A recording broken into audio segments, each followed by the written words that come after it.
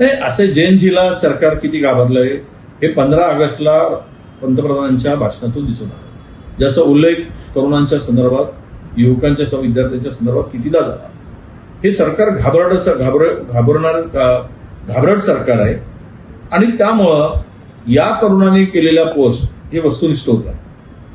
आणि मला हे कळत नाही की विद्यार्थी तरुण भावना व्यक्त करतात, अशा पोस्ट डिलीट करण्याचा सपाटा, ब्लॅक करण्याचा सपाटा हे सरकार लावते. याचा अर्थ या सरकारचा आता मला वाटतं की लोकशाहीवरचा यांचा विश्वास उडालाय. यांना हुकुमशाही पद्धतीनं कारभार करायचा आहे आणि यांच्या विरुद्ध जो बोलेल त्याला ब्लॅक करायचा, जो विचार मांडेल, जो सोशल मीडियावर पोस्ट करेल त्याला ब्लॅक करायचं, त्याचा आवाज दाबायचा कायमचा, त्याला पुढे त्याचा आवाज निघू नये. हे तर आता सोशल मीडियावर ब्लॅक करणं सुरू आहे. उद्या हे मस्तवाल सरकार उद्रेक तरुणांचा झाला तर तरुणांचा जीव घेईल. ज्या पद्धतीनं झोडपून काढलंय, म्हणजे यांना सत्तेसाठी कोण मेले काय, कोण जगले काय, केवळ यांना सत्ता हवी आहे.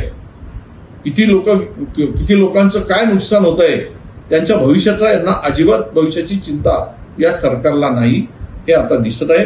म्हणूनच हे संपूर्ण कारस्थान यांच्या पोस्ट ब्लॅक करणं, 1,93,00,000 विद्यार्थ्यांचे, युवकांचे पोस्ट, जेनजीचे पोस्ट ब्लॅक करणं म्हणजेच सरकारचे आता दिवस भरले आहेत.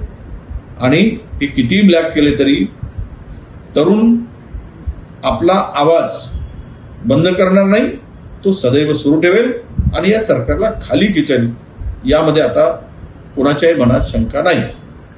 आता ग्रामीण भागात असो, शहरी भागात असो, ते नाशिकमधले रस्ते पाहिलेत, अनेक ठिकाणी शाळांमध्ये जाणारे रस्ते पाहिलेत, विद्यार्थी कशा परिस्थितीत जात आहेत.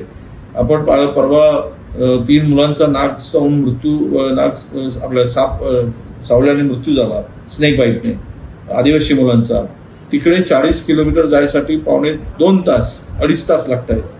ती सगळी रस्त्याची चाळण झालेली. महाराष्ट्रातील सर्व रस्ते खड्डेयुक्त रस्ते आता झालेले आहेत आणि सरकारला त्याची चिंता नाही आहे. ही जी घटना घडली, रस्त्यातून जाणाऱ्या मुलगा त्या रस्ता खराब असल्यामुळे तो घसरतो, ट्रकच्या चाकाखाली येतो, बापाच्या डोळ्यादगत त्या पोराचा मृत्यू होतो. म्हणजे याच्यावर खुनाचा गुन्हा कोणावर दाखल करायला पाहिजे? सरकारवर करायला पाहिजे. सरकार याला दोषी आहे. सरकार रस्ते नीट करू शकत नाही. संपूर्ण रस्त्याची 80-83 झाली सरकारच्या उदासीनतेमुळे झाली. तुम्हाला शक्तीपीठ बांधण्यासाठी 1.25 कोटी आहे, तुम्हाला समृद्धी मार्ग बांधण्यासाठी 1 लाख कोटी आहे, तुम्हाला इन्फ्रास्ट्रक्चर कोटी खर्च करायला 20 लाख कोटी आहे.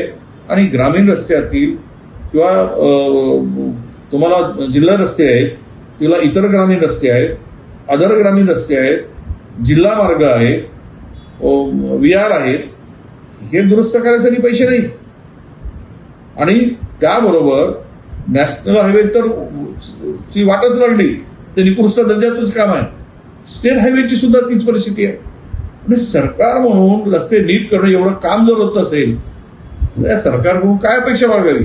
म्हणून मला वाटतं की त्या मुलाच्या बापाच्या डोळ्यादेखील झालेल्या मृत्यूला हे सरकार जबाबदार आहे आणि सरकारवर कारवाई झाली पाहिजे, त्यांच्या विभागाच्या अधिकाऱ्यावर झाली पाहिजे, त्याला मंत्री म्हणून जबाबदार धरलं पाहिजे आणि सदोष मनुष्यवधाचा गुन्हा या सरकारवर दाखल झाला पाहिजे, अशी आमची मागणी आहे.